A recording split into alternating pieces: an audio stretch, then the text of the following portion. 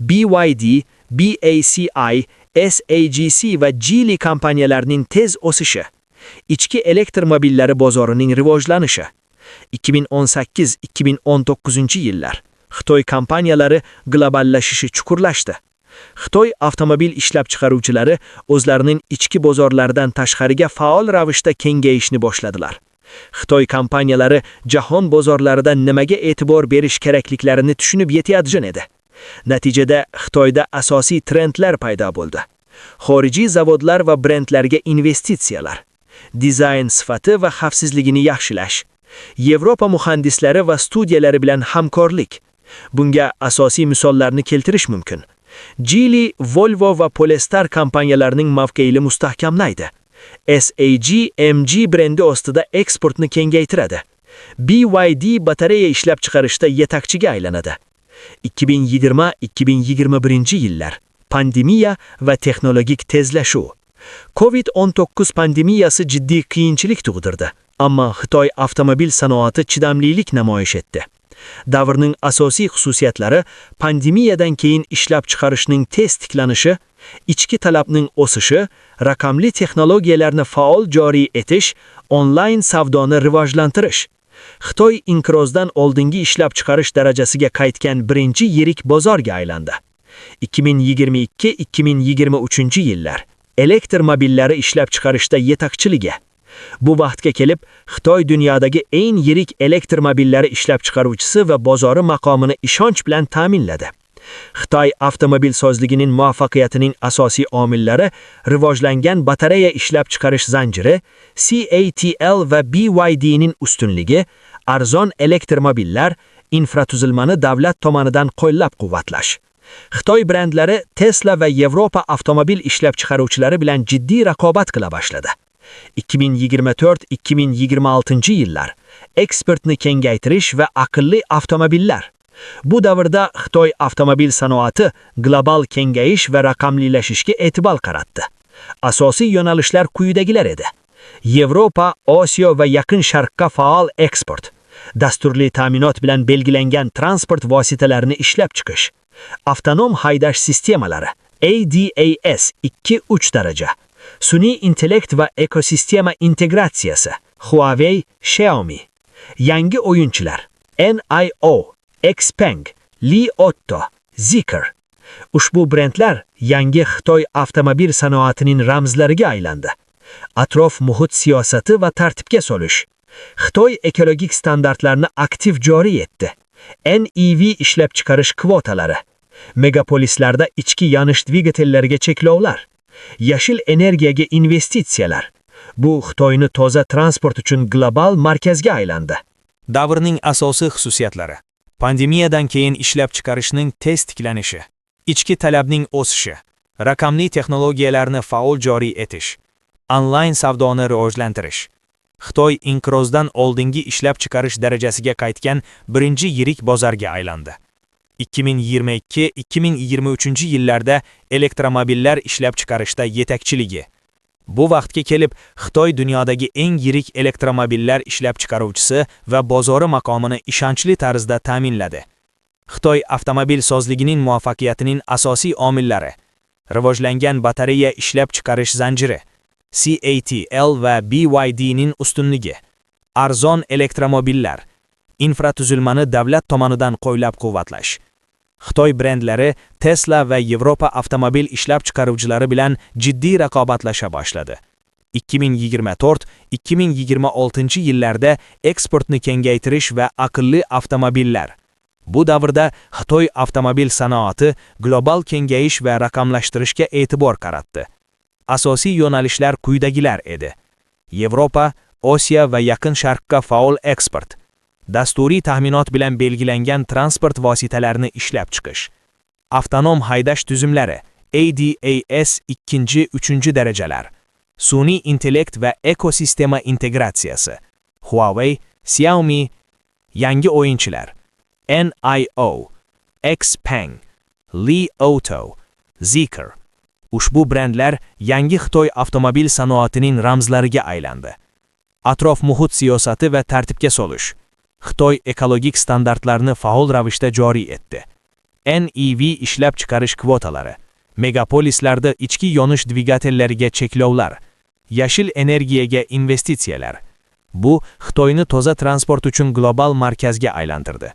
Shunga qaramay Xitoy avtomobilsozligi, muvaffaqiyatlariga qaramay sanoat quyidagi muammolarga duch keldi. Shiddatli ichki raqobat, Yevropa ittifoqi va AQShda savdo to'siqlari va tariflar, narxlar urushi, geopolitik xavflar. 2015-2026 yillar davri Xitoyning qiynalayotgan o'yinchidan avtomobil sanoatida global yetakchiga aylanish davri bo'ldi. Bugungi kunda Xitoy avtomobil sanoati quyidagilar bilan tavsiflanadi. Elektr transport vositalari va batareyalar, dasturiy ta'minot va sun'iy intellekt, innovatsiyalarning ko'lami va tezligi, eksport va global ta'sir. Aynan shu davrda Xitoyning global avtomobil sanoatida uzoq muddatli hukmronligi uchun poydevor qo'yildi. Endi Yevropa va Xitoy avtomobil sanoatlarini umumiy taqqoslab ko'raylik. Ha, albatta, yuqoridagi 21-asrdagi Yevropa va Xitoy avtomobilsozligidagi tendensiyalarni qarasak, albatta yevropalik avtomobil ishlab chiqaruvchilari ko'proq xatoliklarga yo'l qo'yganliklarini ko'ramiz. Bu xatolarni qilishga nimalar sabab bo'ldi? Bularga quyidagi sabablarni keltirish mumkin. Avvalo, yevropalik avto ishlab chiqaruvchilar Xitoy avtomobil sozlariga mensimasdan qarashlari, manmanlikka berilganligi. Xitoy avtomobil sozlari hech qachon Yevropa eta olmaydi degan fikrda edilar. Lekin tan olish kerak, 2000 yillarda Xitoy avtomobillari bilan Yevropa avtomobillari orasida bilan osmonchalik farq bor edi. Bu holat yevropalik avto ishlab chiqaruvchi xotirjamlikka berilishiga olib keldi. Natija, Xitoy avtomobil sozlariga jiddiy e'tibor bermadilar. Bu holat Xitoy avtomobil sozlarining avtomobillarini sifatini yildan yilga yaxshilab borishga erishdilar. Ya'ni yevropaliklar vaqtdan yutqazishdi. Aksincha xitoyliklar vaqtdan yutishdi. Albatta yevropalik avtomobil ishlab chiqaruvchilarining kuchli tomonlari yuqori muhandislik va sifat. Yevropa avtomobillari, aniq muhandislik yechimlari, mustahkam konstruksiya, uzoq xizmat muddati bilan mashhur, ayniqsa Germaniya brendi BMW, Mercedes-Benz, Audi, Porsche butun dunyoda sifat etaloni hisoblanadi. Xavfsizlik standartlarida yetakchilik. Yevropa ishlab chiqaruvchilari Euro NCAP crash testlari, ilg'or xavfsizlik tuzumlari, ABS, ESP, ADAS, passiv va aktiv xavfsizlik yechimlari bo'yicha dunyoda yetakchi edi. Ammo dunyoda ekologik talablar kuchaygach va Xitoy shaharlaridagi ekologiyaning yomonlashuvi xitoyliklarni elektr avtomobillarni ko'proq ishlab chiqarishga undardi. Amerikalik va xitoylik hamkasblardan farqli ravishda yevropaliklar hali ham elektromobillarni ommaviy ishlab chiqarish buyog'i tursin, ularning muvaffaqiyatiga ham ishonmasdi. Bu yevropaliklarning Amerika va Xitoy hamkasblaridan ortda qolishiga olib keldi. Elektromobillar uchun yevropaliklarning ichki yonish dvigatellariga ulkan yutuqlari kerak emasdi. Elektromobillarga katta quvvatli akkumulyatorlar kerak edi. Bunday akkumulyatorlar Yevropada deyarli ishlab chiqarilmas edi. Bu holat yevropalik ishlab chiqaruvchilarning xitoyliklarga qaramligini oshirdi. Xitoyda aksincha katta quvvatli akkumulyatorlar ishlab chiqarish yaxshi yo'lga qo'yilgandi. BYD va CATL kompaniyalari dunyoda yetakchi edi. Xitoylik injenerlar akkumulyatorlarning yonish va portlab ketish ehtimolligini tuni kuni izlanishlari orqali kamaytirib borayotgan edi. Iste'molchilarning ishonchiga ega bo'layotgan edi. Yana yevropaliklar elektromobillarning dasturiy ta'minotini ishlab chiqishda xitoyliklardan ortda qolayotgan edi. Bunga yevropaliklar elektromobillar dasturiy ta'minotini oson yozamiz deb o'ylashardi. Lekin amalda elektromobillar uchun dasturiy ta'minot yozish oson vazifa emasdi. Xitoyliklarda bu ishlarni noldan boshlaganliklari uchun ancha tajribalari bor edi. Xitoyliklarning muvaffaqiyatga erishishiga sabab butun dunyo elektronika mahsulotlarining Xitoyda ishlab chiqarilayotgani edi. Elektromobillar uchun eng kerakli jihozlar elektron ehtiyot qismlar edi. Xitoyliklar elektronika kuchli bo'lishiga sabab Xitoyda elektronika sohasida ishlab chiqarilayotgan smartfonlar aksariyati Xitoyda ishlab chiqarilayotgan edi. Bu elektromobillarning elektron qismlari va dasturiy ta'minotini ishlab chiqishda katta yordam berdi. Elektromobillarga katta ekranli displeylar kerak bo'lardi. Bu displeylarni ishlab chiqarishda Xitoy yetakchi edi. Bu jarayonlar elektromobillarning narxiga ta'sir qilmasdan qolmas edi. Bu yevropalik avtomobilsozlarning elektromobillari Xitoy elektromobillariga qaraganda 2 barobarga qimmatga tushayotgan edi. Ba'zi hollarda 3 barobarga etayotgan edi. Xitoy elektromobillari yangi texnologiyalar bilan to'ldirilgan edi. Parktronika, 360 gradus kamera, kalitsiz ochish, bularning hammasi Xitoy elektromobillari va gibridlarga o'rnatilgan texnologiyalarning ozgina qismidir.